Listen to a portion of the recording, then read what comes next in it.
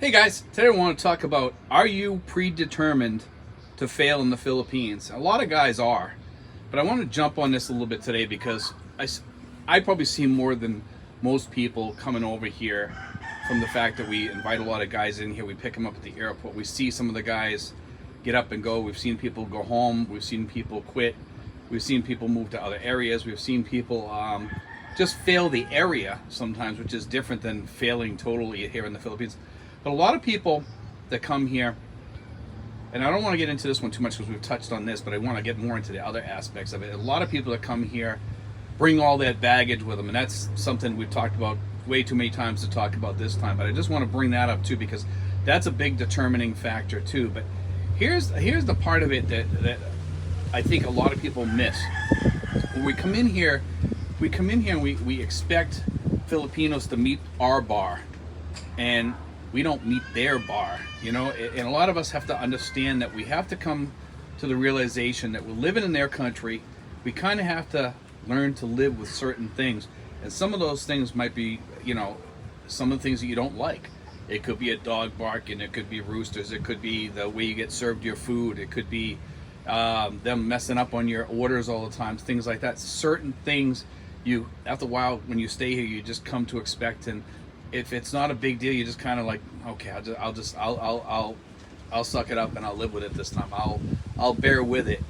But a lot of guys come over here and they see things over here, and we sit here and we laugh about it sometimes. Some of the things that we just expect it every day. We expect the chronic mess ups. We expect the karaoke. We after you're here for a while and you've been here for a few years, you kind of learn to live with it because we have people here, the sound bothers them. Sometimes it's the things the habits, the trash outside your door from your neighbor's dog barking.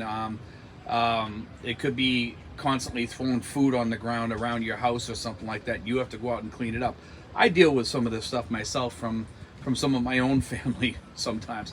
It's some of the things that we live with, we deal with. We just kind of make it work and we do what we have to do to succeed here. And sometimes getting along with your neighbor might be cleaning up their mess sometimes, or you're going to get known as the person that's a pain in the butt in the neighborhood. And I'm sure when I came here, people were talking behind my back saying, man, that guy's a pain in the butt, he's always bitching and complaining and stuff. That's part of us that we bring over here, and some of us, we can't leave that behind. And I think we all bring a little bit of that with us when we come here. We bring a little bit of that attitude. And it's something we have to kind of be mindful of when we get here, because we're going to see things that we don't like. Neatness is not a thing around here that you see very often out and away from the city. And I think in a lot of the restaurants, they try to stay on top of neatness and cleanliness and stuff like that in most restaurants.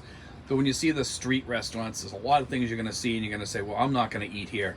I'm not eating there because I seen this here. I seen them doing this here in the back room, and I don't want to eat on the same table because I seen the cat jump across the place where they cut up the food or something like that. And you're going to see this stuff. You're going to see this stuff, and I don't blame you in some cases. Sometimes you just got to just say, okay, I'm just not going to eat here. I'm going to go someplace else. And your wife or your girlfriend or whoever you're with might be saying, well, I want to eat here. I want to eat here. It's like, all right, I'll just order a Coke or something, and I'll just order something, a bag of chips, or I'll run across the street to 7-Eleven and I'll get something there because I'm just not going to eat there. You got to kind of always have your plan A and your plan B. And I've learned to just kind of deal with things differently than the way I did back home to be successful here. If you want to be successful in the Philippines, you have to be more mindful. You have to be more patient. You have to be more forgiving. People are going to do things that you don't like, but they're used to doing, and they've been doing it for 10 years before you came. It might be your neighbor. It could be the person in that restaurant. And they've been doing it. Nobody has ever spoken up to them, and all of a sudden you speak up because of your Western values, your Western expectations, and your Western attitude or ego or whatever. It could be any of those, the above, that might make you speak out or something. And sometimes you should just kind of stay quiet, suck it up. Unless it's something that's right in your face, so egregious that even the Filipinos that you're with or around, or your girlfriend tells you, no, this is wrong, honey. But a lot of Filipinos will tell you, this is the way it is in the Philippines. It's more fun in the Philippines. And when people say it's more fun in the Philippines, it's actually that they're saying, no, it's not more fun in the Philippines, but we kind of bear with it and we live with it. Okay, so when you hear that saying, a lot of times it's become a joke over here. It's more when something bad happens, we always say it's more fun in the Philippines. What they're really saying is, no, it's not more fun in the Philippines. But in reality, it is more fun in the Philippines if you learn to live with those things here, those issues we see, and those things that we see around here that you're going to see every day, whether it be waiting in an ATM line that's an hour long, or going into a restaurant and them getting your order wrong, going into McDonald's and waiting a half hour in line, and then getting up to the place, up to the counter, and them telling you, you go to order a Big Mac and they say, we're out of buns, sir, so we're out of stock on this here particular burger, unless you'll accept a different type of bun or whatever. And then, you just kind of deal with it. You just kind of wing it. Sometimes I've been in McDonald's, and they'll tell me that the Big Mac buns are all out. And I'll say, well, use the other buns. And they say, well, we don't have a middle bun. I says, well, use one of the tops of the other one. I don't care.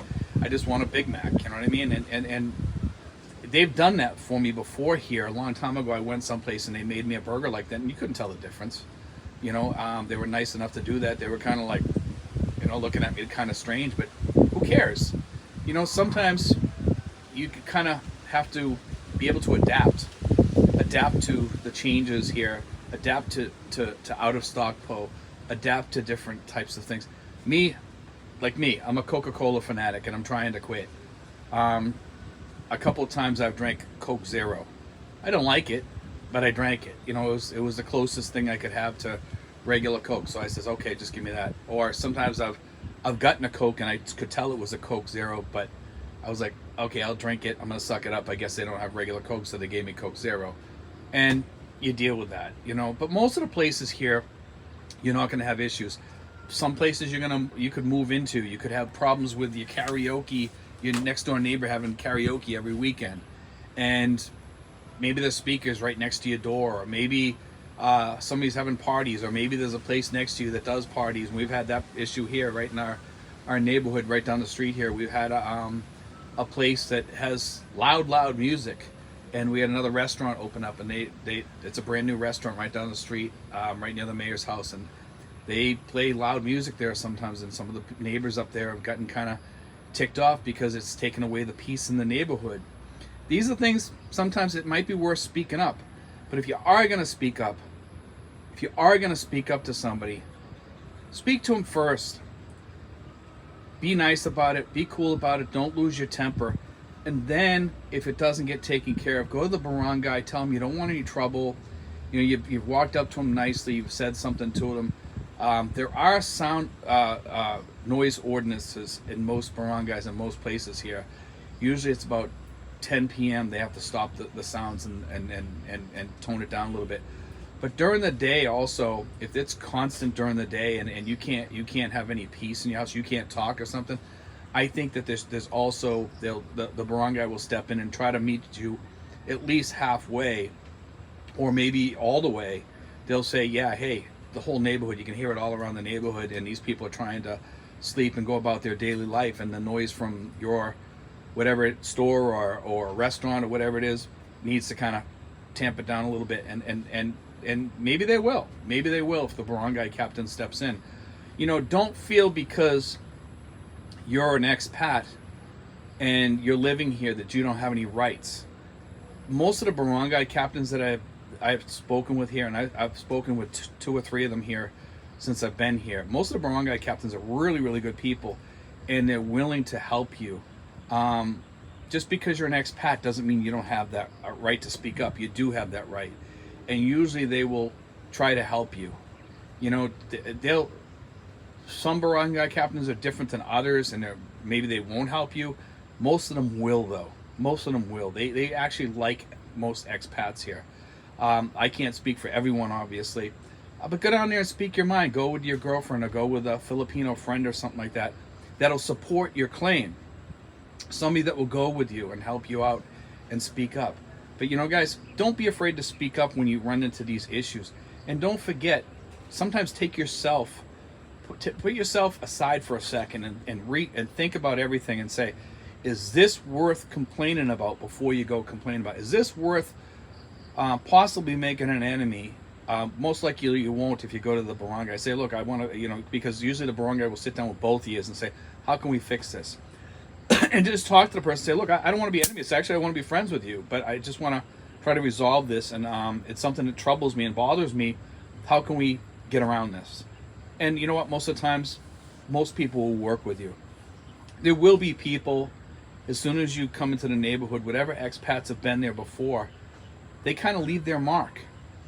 And that carries over to the other expats that move in after.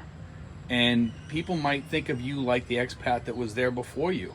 If the guy before you was a jerk, a lot of the people here stereotype people a lot. And we kind of stereotype them in some ways too. So we have to be kind of careful of doing that.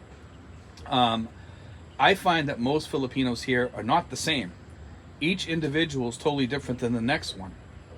Do they have some of the same habits? Yes.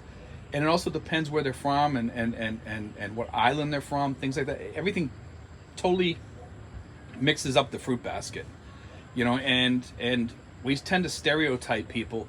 And I think we need to kind of get away from that, because they stereotype us too in a lot of different ways. They think of us as being a certain way. But anyway, guys, God bless. I hope you enjoyed today's video. Thank you, guys.